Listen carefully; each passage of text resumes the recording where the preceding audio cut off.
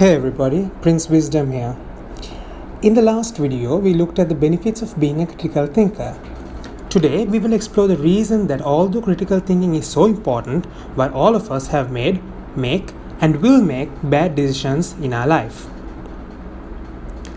Before we start, keep in mind, there are over 7 billion people in the world today, close to around 200 countries, and countless cultures and subcultures and customs. Thus, it is inevitable that there are many things that we take for granted, like morals, what's right and wrong, habits, quality, taste, are all relative. For example, in South Africa, among the many tribes, there is one that has marriages with huge age gaps. For example, a 9-year-old boy marrying a 63-year-old woman, or a 112-year-old man marrying a 17-year-old girl in Somalia. Another example is in some parts of China, a dog is considered a tasty meat. But for us, many of us, we believe that eating a dog is preposterous because it's one of the most friendliest animals known to man. Another example would be in Indonesian New Guinea, there are a few tribes that consider human flesh to be a dish central to their culture. In fact, it is one of the most tastiest dishes and one that is even venerated by some tribes. The 5 barriers to critical thinking are: number 1, egocentrism; number 2, sociocentrism; number 3, unwarranted assumptions and stereotyping; number 4, relativistic thinking; and number 5, wishful thinking. Number 1, egocentrism. Basically, egocentrism is the tendency to view reality as centered around oneself. Most egocentrics, as we know, are selfish, self-centered people who think that their ideas are what govern the world. Egocentrism itself can be divided into 2 parts. Number 1, self-interested thinking, and number 2, self-serving bias. Self-interested thinking is basically the tendency to accept and defend beliefs that harmonize with one's own self-interest. Now, while saying this, no one, of course, is immune to self-interested thinking. For example, most factory workers support laws requiring advance notice of plant closings, while most factory owners do not. Another example would be that most American voters favor campaign finance reforms, while most elected politicians do not. Although self-interested thinking may seem understandable, it is a major obstacle and barrier to critical thinking. So what can we do to get rid of self-interested thinking? Basically, it demands that we look at the truth as it is, even when it happens. The second part of egocentrism is self-serving bias, or the tendency to overrate oneself and think that you are better than another person. For example, this quote by Dave Barry summarizes self-serving bias. The one thing that unites all human beings, regardless of age, gender, religion, economic status, or ethical background, is that deep down inside, we all believe that we are above average drivers. Don't we all think that we are all above average drivers? I believe it, and I'm sure you believe it as well. But the reality is, we are all just drivers. When we make mistakes on the road, to us it may seem like a small mistake, but to everyone around us, it will seem as a huge error and something that may cause disruption to the traffic. Another example would be, in a survey, 1 million odd high school students were asked to rate themselves on their ability to get along with other people, regardless of gender, race, etc. Not a single respondent rated himself below average in such an ability. None of us wants to admit that we are inferior to other people. At the same time, however, what is most important is that we are honest with ourselves and look at our own personal strengths and weaknesses. Overconfidence is an obstacle to personal and intellectual growth.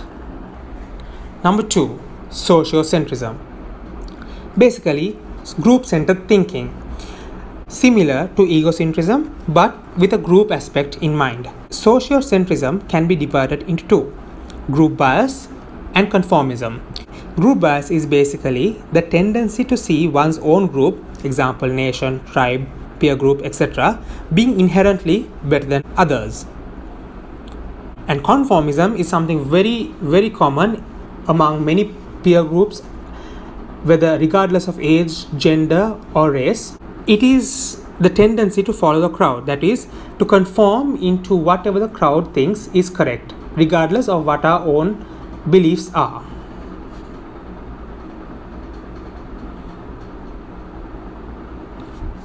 I am sure yourself would know that there are many times, even when our family members were in the wrong, we tend to side with them, despite the fact that they were in the wrong, to support the argument against another party.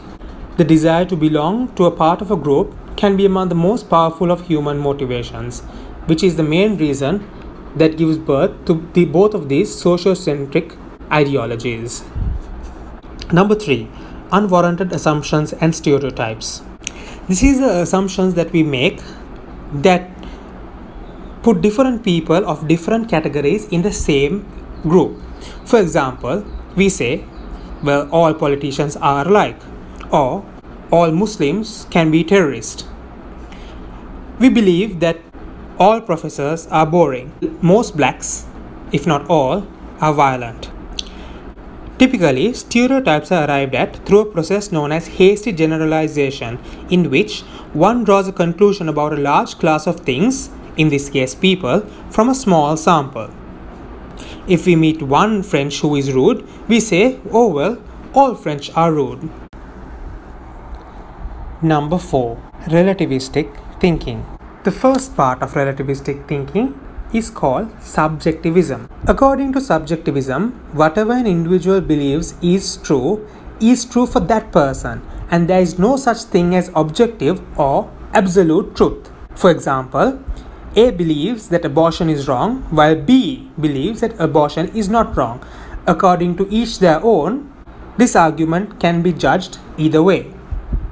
Both beliefs are true for them, and truth for one individual or another is not the only kind of truth there is. However, subjectivism is where one believes that the truth for one is what should be the truth for all. This is the reason for much of the division that is prevalent today.